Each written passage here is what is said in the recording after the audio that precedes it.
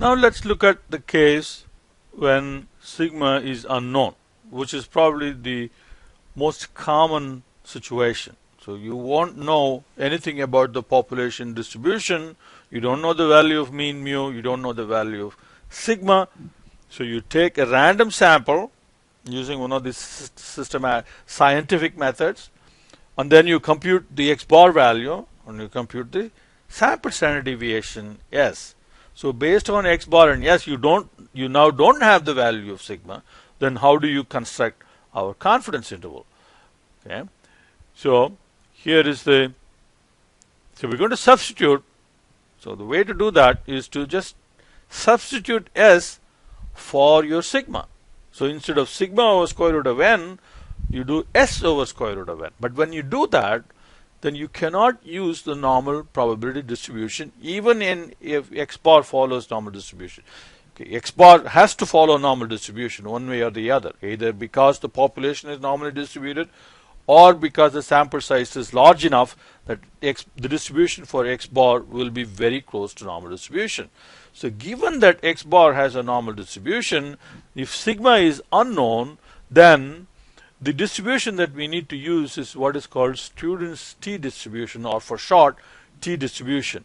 So t distribution is what we have to use instead of z. Okay. Make sure that if sigma is unknown, then we have to use t distribution. The only difference is sigma known or not. Okay. All other conditions are still required and valid, meaning that x bar has to follow a normal distribution, which will be the case if the population is normal, or if you don't know that the population is normal, then the sample size is 30 or more. No, so where does the t value come from?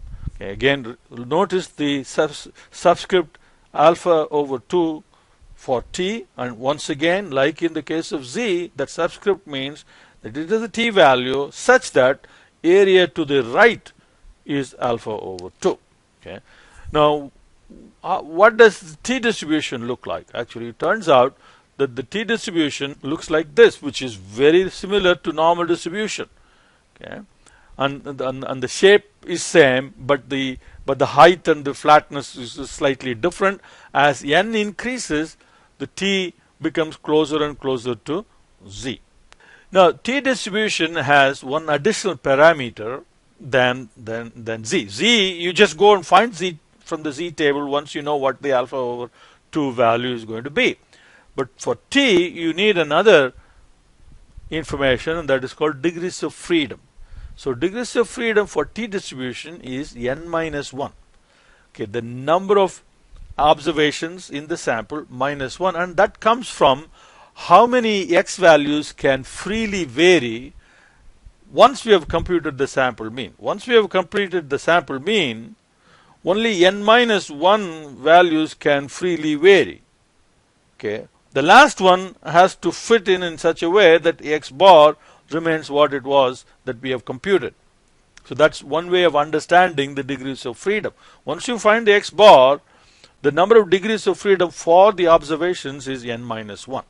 So with n minus 1 as the degrees of freedom and alpha over 2 from the confidence level, then we can go to the t distribution, and it is given in tables in the back of the book, or we can use t.inv function in Excel to find the t value.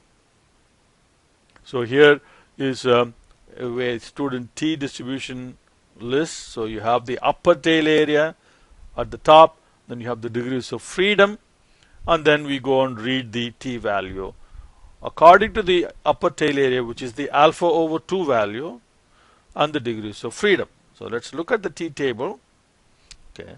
So t table is table E.3. So here that's your alpha value, or the upper tail. Okay. It's either alpha or alpha over 2. Okay. In case of confidence interval, it must be alpha over 2. So the upper tail area for us, if you want 95% confidence interval, so the middle part is 95. So you have 2.5, 2.5 on either side. So this will be 97.5. 0.975 is the cumulative area, which corresponds to 0.025 in the upper tail area, and you go down this list, look for the degrees of freedom. Suppose if your sample size is 12, then that means degrees of freedom is 11. Then you will read the t value as 2.201. So you need two things: degrees of freedom right there, and then the upper tail area. And make sure that the upper tail area in the case of confidence interval is alpha over 2. Upper tail area is alpha over 2, and the cumulative area is 1 minus alpha over 2. So you have to be careful with that. Once we have the t table value, then we can substitute that in the formula. So here is an example. Suppose we have a random sample of 25 and it has an x bar of 50 and the standard deviation is 8. So we want to form a 95% confidence interval for mean mu. So degrees of freedom is 24.